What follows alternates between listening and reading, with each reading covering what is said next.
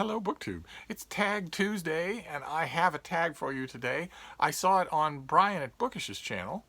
It's Josh's. It's the bread book tag from Josh at Literary Gladiators. I believe the 24th of his epic foodie book tags that I've been doing for years. And when I saw it on Brian's channel, Brian's video shamed me.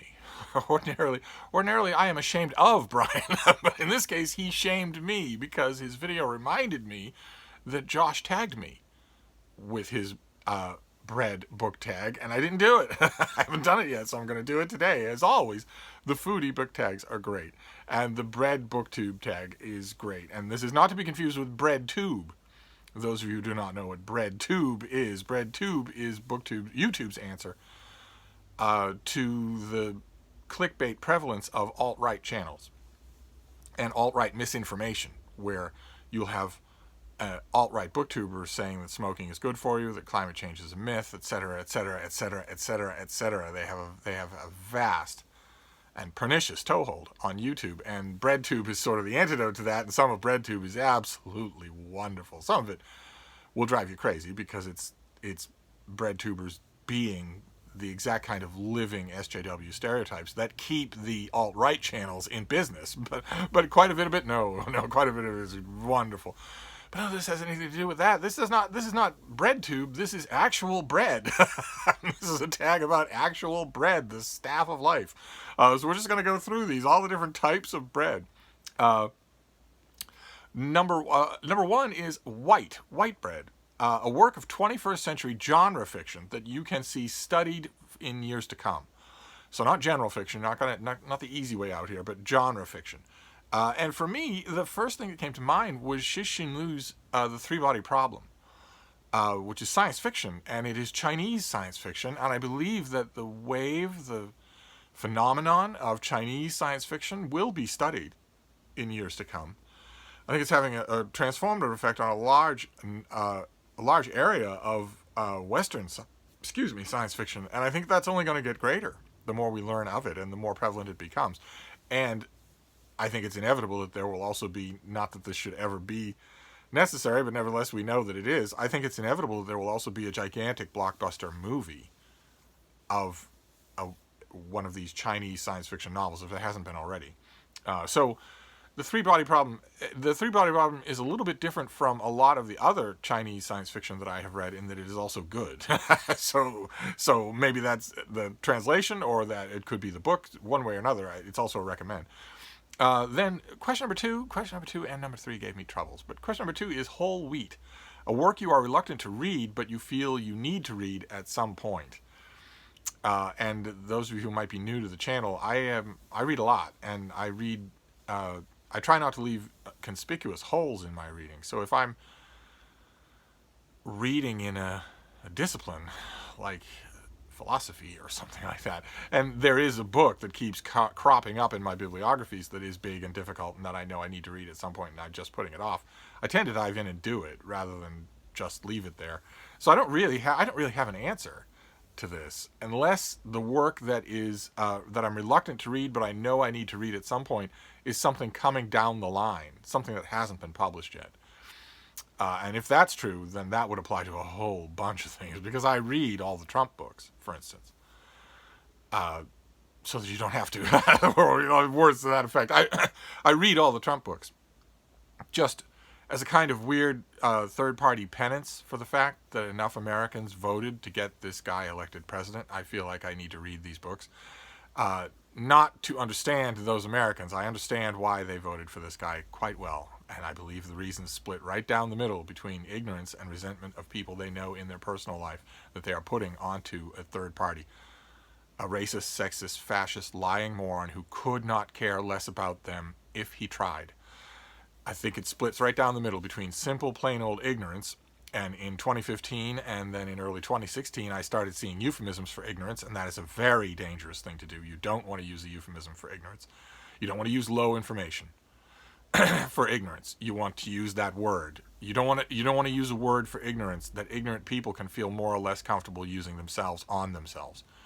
It has to be an insult. In the entire history of the United States, in the entire history of the Western world, ignorance, willful ignorance, has been an insult. It has been a bad thing. We must not do anything to help it be embraced as a good thing, as a lifestyle choice. That's another thing. That's another dangerous euphemism that was branded and made and promulgated by the tobacco industry about the decision to take up smoking.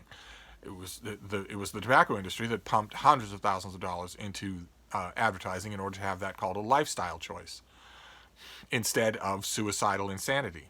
So, and we don't want to, the euphemisms like that are dangerous, but one way or another, I read lots of Trump books, and there are plenty of those coming down the pike. There are going to be all sorts of noxious coronavirus books, fiction and nonfiction. I'll be reading all of those, but nothing that I can name right now that's like a work from the past that I'm avoiding. Nothing like that. And question number 3 also gave me trouble, and that is Italian bread, a writer that can write in any genre or category. And for the answer to Italian, Brian at Bookish chose Italo Calvino because he can write in any genre or category, and I sort of agree with that choice, except that I think implied in the question is that the person should be able to write well in any genre or category. Calvino can write in many, many different categories and genres, but poor in all of them. I don't know. I going for the unspoken, write well in a number of genres. I don't know who I'd pick. I mean, once again, the comic writer Stan Lee comes to mind because he could write an effective story in a romance story, western, science fiction, adventure stories, superhero stories, but also maybe Michael Chabon. He doesn't really stray. Doesn't really stray outside of fiction, but he does a lot of different kinds of fiction well, I think. I don't know. Question number 3 is tricky for me. So let's move on to question number 4, garlic bread.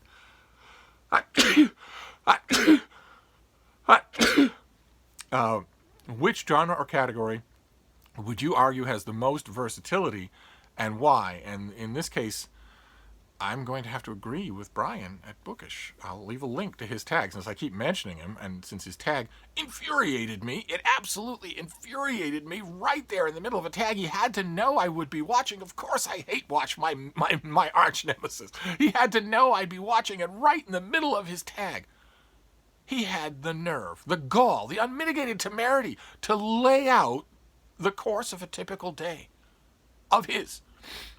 This a person who has been promulgating to me in endless shirtless Skype sessions that until he retires with a capital R in italics with heavenly light shining on it, he doesn't have enough time to write, to resume the valuable work of history writing that he has been putting off like a lazy slug for about 50 years. He has been saying over and over again that once he retires, he will have the time to finally turn to writing, to do a little bit of writing. Won't that be nice? I'll build a ship in a bottle, I'll do some scrimshaw, and I'll do some writing. Like writing is a product of leisure. Writing is not a product of leisure. Writing is a product of work. It is a type of work. As any writer will tell you, it is one of the most arduous types of work, unless you're a hack. And he is perfectly happy to say or imply that he does not have the time, and then he had the nerve, the gall, the unmitigated temerity to itemize a typical day of his in which, as I could have predicted, there are vast oceans of time that he could be using for writing right now before retirement even happens. But anyway, I still, nevertheless, despite the fact that his tag got me going, I still have to agree with him when he said fiction for the answer to this tag. Fiction is infinitely adaptable. You can get any kind of type that you want, especially if you consider that fiction under its umbrella contains all the subgenres of science fiction and mystery and thriller and horror and romance and tentacle. There's all kinds of things that can happen in the fiction world. Again, the qualifier is left out, which is a genre or category that you argue has the most versatility of good writing. But if we're leaving that out, then I think it goes to fiction, definitely. I mean, I love history and biography, but their only ambit of variety really is in their choice of subject. But anyway, question number 5 is Pumpernickel. The things that Josh experiments with eating, I tell you. A work that was hard to digest. And one comes to mind, of course, and it's booktube related. It's Foucault's Pendulum by Umberto Eco, who wrote The Name of the Rose and bought a villa on the Costa Brava because of the name of the rose, and became a fixture on literary lists because of the name of the rose, and was a fixture in bookstores because of the name of the rose, and who shows up on book lists of all kinds because of the name of the rose, but who wrote a book called Foucault's Pendulum that seems to me, even before BookTube, it seemed to me that it was, in a way, a weird, elaborate passion project. And I read it when it first came out because of Foucault's Pendulum, and I thought, all right, there's a lot going on here that I'm not getting. I am over and over again in the course of Foucault's Pendulum, I felt like I was walking into the room in the middle of a conversation, an elaborate conversation that did not pause to catch me up. Over and over again, I felt like that was true. And many times in that first reading, I read an English language translation, and many times in that first reading, I was thinking, okay, all right, I'm used to assessing books. Of course, I do it for a living. But there are things going on here that I don't know anything about, and they clearly have to do with the book in a very vital way, in an integral way. In other words, it was one of the only books I've ever read, one of the only works of fiction, of made-up stories that are ordinarily extremely handleable. Let's just put it that way. They usually have dreams of grandeur, but they're usually extremely handleable. And it was one of the only ones I read where I was thinking, okay, if anyone, it came out when I wasn't reviewing books, but I thought if anybody asked me to review this, I would have to say no. I try never to say no, but I would have to do it. Because I don't think I understand what's going on here. The review that I would write would end up being the kind of thing that would come back to embarrass me.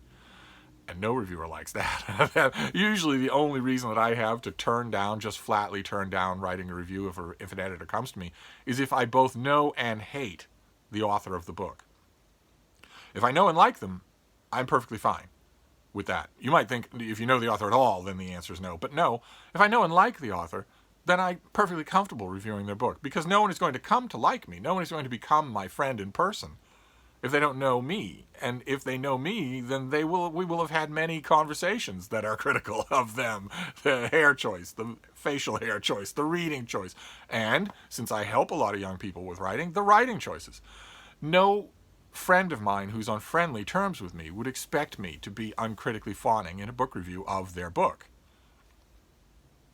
So I don't worry about that part of it at all. But if I hate the person, then not only do I then worry that, that person could brood it about on social media and my editor could be embarrassed, and the veracity of my review, the worth of my review could be questioned, but also in a way, because I am kind of, sort of human adjacent, I'm kind of, sort of human, I also would worry about myself. I worry that I would just be pulling out the knives to attack this thing. So ordinarily that's the only reason. Every once in a blue moon, there'll be, especially a work of fiction, usually in nonfiction I'm okay, but every once in a while, in a blue moon with fiction, there'll come along a book where I'll say, I just don't get this.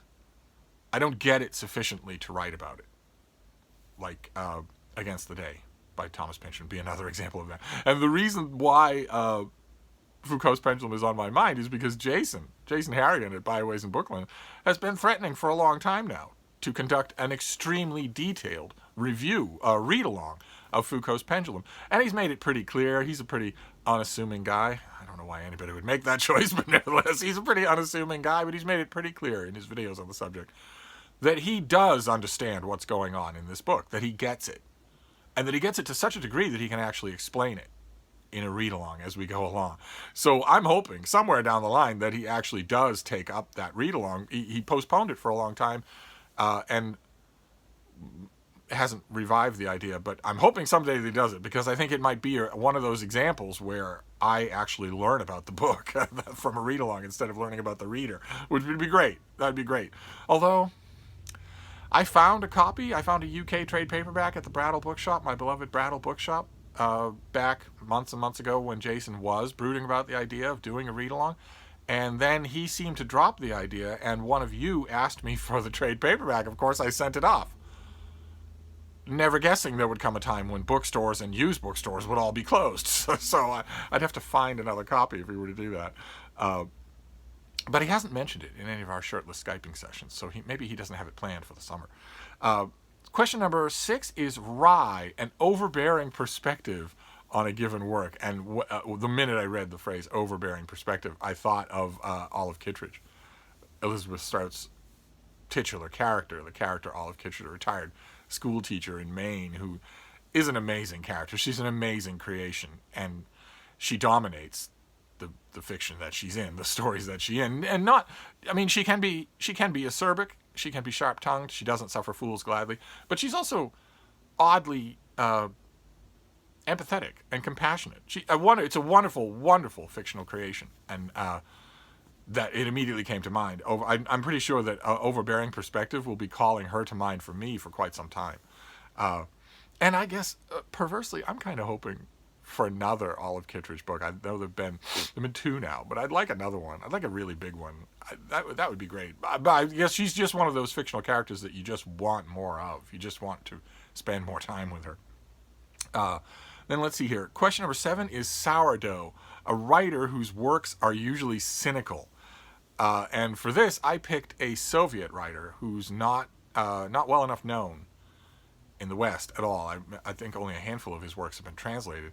His name is Vladimir Voinovich, and one of his books that was translated was something called The Fur Hat, a novella really about a writer who learns he's not a very good writer. We get the strong impression he's not a very good writer, and he's down in the dumps, and the whole work is shot through with cynicism. And he learns that the Writers Guild is dispensing fur hats to all of the writers, and that the quality of the fur of the hat is supposed to be a reflection of your worth as a writer. So there are rungs of worth, and the fur hat that he's given is a tomcat. It's just an ordinary alley cat that's made into a fur hat, and he starts yearning for an otter or a sable or something higher than that on the rung of fur hats. But he did a bunch of other works too. This author Voinovich has done a bunch of other works too. 2 or 3 books about a pathetic soldier character, which is always a great grist for cynicism in works from Germany, East Germany, the Soviet Union. Ivan Chomkin, Private Ivan Chomkin. There are a couple of books about him, maybe 3 or more. But most of this guy's work, I don't think, has ever been translated into English, and he's got a tremendously good voice. He's actually a representative of a small but very important literary group that has not really been translated into English, and that is Soviet writers. Writers who either managed through layer upon layer of knowing cynicism to get their works past the Soviet censors, or who were sent out of the country or given internal exile because they didn't manage to fool the censors. But one way or another, the commentary on the Soviet Union by the people who could not stop writing, who had to write, even at risk of the worst penalties in the world, though that is a great volume that maybe there's a big anthology of these people in English that I don't know about, but I don't think there is. And I don't think Voinovich is in print anymore. One American publishing house did, I think, a paperback of The Fur Hat decades and decades and decades ago that you can still find in a used bookstore. I saw a copy at the Brattle Bookshop once upon a time. But I don't think it's in print anymore. But one way or another, talk about cynicism. Oh my. So I'm going to use that. Then prompt number 8 is Banana, a character that made something out of a given situation. And I immediately thought of a book that was a sort of a word-of-mouth bestseller when it came out, The Diving Bell and the Butterfly, by Jean-Dominique Bauby, who was hale and healthy, the life of the party, a wonderful raconteur, everybody's friend, and then had a massive stroke that left him completely paralyzed, aware, but completely paralyzed, except that he could flutter the eyelid of one eye. The absolute living embodiment of hell for any of us. I mean, picture what your idea of hell would be. That you're aware of your surroundings, that you wake up every morning and your eyes and your ears and your taste buds and your sense of smell, they all turn back on, and you are aware, and you have, the next 15 hours awake, but you can't do anything. You can't move at all. You can't signal anything about your awareness to anyone in the world. You're completely aware. You're not impaired mentally, but you're encased, trapped in your own body. And he still managed to work out a way to dictate a book, to use the one fluttering eyelid to write a book, to write his book, The Diving Bell and the Butterfly. And it's a very effective book, but it's even more effective when you're reading it and realize how it was written. Good God. So I think that wins the prize for me. Then prompt number 9 is Challah, a work that helped you to develop a better understanding of Judaism. Of course, like all right-thinking people, I have made it a mission of my life to constantly try to understand the chosen people, who are an enigma wrapped inside a mystery that thinks that spot on the arm might be cancer. I do not understand them. I have tried my hardest. I've had many members of the chosen people as close friends of mine, and have tried hard to understand them. In my own defense, I can say that they have also tried infinitely hard to understand Irish Americans with as little success as I've had. So it could be that we're all just impenetrable to each other. But one way or another, one book that came to mind that helped a lot. I've read so many cultural studies, and of course I've read tons and tons of Jewish literature. Tons and tons of it. I love it. Absolutely love it. But the thing that comes to mind, I don't think it was ever meant to shed light on Jewish culture or the Jewish mind frame. And yet I learned more from it about my Jewish friends than I've done from any sociological study. And that was The Joys of Yiddish by Leo Rustin, a massive runaway bestseller a long, long time ago, where he just laid out what Yiddish is and what it does and what it has done and how much of it you know, whether you know you do or not. And it was just delightful. And it was full of anecdotes. It was just a delightful book. I have no idea, now that I think about it, I have no idea if The Joys of Yiddish is still in print. Oh, that'd be a terrible loss if that wasn't in print anymore. What a book for you to discover if you've never tried it. It didn't elucidate the mystery completely for me, but I will continue. I will continue to inquire. Then prompt number 10 is Matzah, a work that reminds you of the importance of modesty. I'm not really sure that modesty is all that important. You're only here once. After all, you only go around once. But nevertheless, the book that came to mind is An Unnecessary Woman by Rabbi Alamidin. And it's about a woman in Beirut named Aliyah, who is completely nondescript. If you saw her on a bus, you would not notice her. And that's fine by her. And she leads a very quiet, very bookish life. And in addition to all of the other things that she does that are very quotidian and that are described in such loving, glowingly readable detail in this book, aside from all of those things, she has one peculiar project in her life, which is that one by one, she picks some massive book, some important book, and translates it into Arabic. She is not commissioned to do this. She's not paid to do this. And no one ever sees it. In 1989, she will pick a book, and she will be happily working, translating that book into Arabic, and then when she's done, she will put it in a box. And then the box slowly fills with one book after another that she has translated into Arabic. And on the one hand, you would think that a novel in which the most exciting or unusual or unexpected thing that happens in the entire course of the novel is a broken water pipe, you would think on one hand that such a novel would be incredibly boring. And it's not. If you have not read An Unnecessary Woman, go and do it. It is, I didn't know what to make of it at all, and yet I fell completely in love with it. Completely. And Aliyah is, by all accounts, a very, very humble person. So there is no way, when I look back on that book, there is no way on the surface that the writer should have been able to make that book interesting. And yet, I dare you to stop reading. So I don't know. I don't get that. But that's going to count for that. Then prompt number 11 is Daily, a book that should be in every standard household. Now, my answer is going to come winging to you from the darkest depths of M Street in South Boston, and that is the Bible, the King James Bible, should be in every house, so that in an idle moment, a guest, a child, can pick it up and start to read from it. Seeds are planted that way. They have nothing to do with religion. Obviously, this is not a religious opinion on my point. Seeds are planted that way. Very important seeds.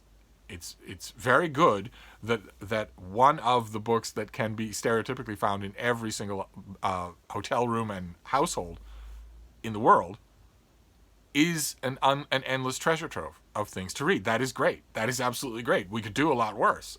So in the Western world, I should say, in every part of the Arabic world, it's the Quran. And I would argue, purely from a literary standpoint, that there's no comparison whatsoever. That the Quran is kind of stultifying to read, even to pick through, unless by random chance you happen to fall on a part that makes a tiny bit of narrative sense. Whereas there are long stretches, repeated over and over again, stretches of that in the Bible, which is, of course, a much, much bigger book. So it stands to reason. So that's going to be my answer. I am glad that the Bible is found in so many homes, and that so many people of a certain age had one in their home, even when they had access to no other book. The Bible would be there on the corner table, and they could pick it up and read a bit of it. All the better. I'm against religious indoctrination of any kind, of course. I don't think that children should be exposed to religion as given doctrine, no matter what the religion is. They can be exposed to it in school, sure, absolutely, provided they're taught what it is. That people pick up this thing, they believe in this system, they go and worship. Here are the forms of worship, not just of one. There are many forms of worship and many religions throughout the world. But they shouldn't be inculcated into saying that this is the revealed faith from another world, from a supernatural world. I'm against that, of course, but I'm all in favor of having that Bible on the corner table be illustrated so that it draws children in. Absolutely. Absolutely. Well, no, apart from whether or not they're ever inculcated, brainwashed into believing that it's true, they should still be exposed to it, especially if it's the King James Version. That's beautiful stuff. So it heartens me to have that in every home. Then prompt number 12 is Beget. And that is, name 3 books that are perfect to dip in and out of. And my first 2 are fairly common answers to this kind of question. Samuel Pepys's diary. He was an official at the London Navy, and he kept a diary for 10 years. And it is delightful, absolutely delightful. I myself read long stretches of it at a time, but I also like to dip in and out. And another one along the same lines would be Boswell's Life of Johnson, which is this enormous thing, this enormous book about Samuel Johnson that I don't know many people, aside from Johnson-Boswell fanatics, who've read it straight through as a book, but it's great for dipping in and out because it's so anecdotal. But the third one, maybe not so common, and that is writers' commonplace books. There have been quite a few they're not published anymore, but there have been quite a few that have been published. Auden, I think, had one that was really, really good. Commonplace books where a writer who is also a reader will keep a separate book where they write down neat bits and phrases and quotes and thoughts that they've had. And sometimes, if the author achieves a great enough fame, that commonplace book will then be printed and published. And they are tremendous fun for dipping in and out. So if you find one, I recommend it. Then prompt number 13 is Olive Garden Breadstick. An unexpectedly great book you read this year. Are Olive Garden breadsticks unexpectedly great? Are they indeed? The one I have in mind is not great, of course, because so far in 2020, the books that have turned out to be great are books that I kind of sort of suspected would be. But this one was really, really good, and it wasn't one I expected. It was An Internet for the People by Jessica Lingle. We saw it on this channel. It's a book about Craigslist, in which the author posits that the ethos behind Craigslist and the way that it operates and the way that it oversees its users and all of its rules and its culture, if you want to use that word in its very elastic sense, could save the internet. That it is the anti-internet as we know it in many, many ways. I would never have thought to even think about Craigslist in such a setting.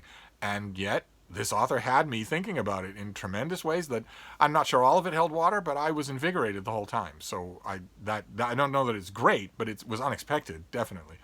Then question number 14 is, what is your favorite kind of bread? My favorite kind of bread is garlic bread, but not just any garlic bread. It's because I am 28 years old and because certain things happen to you when you reach 28 years old. My favorite kind of bread is garlic bread from one particular shop in Manhattan's Little Italy. And the shop's owners are dead. And the shop is out of business. And the street is a park. And the building is gone.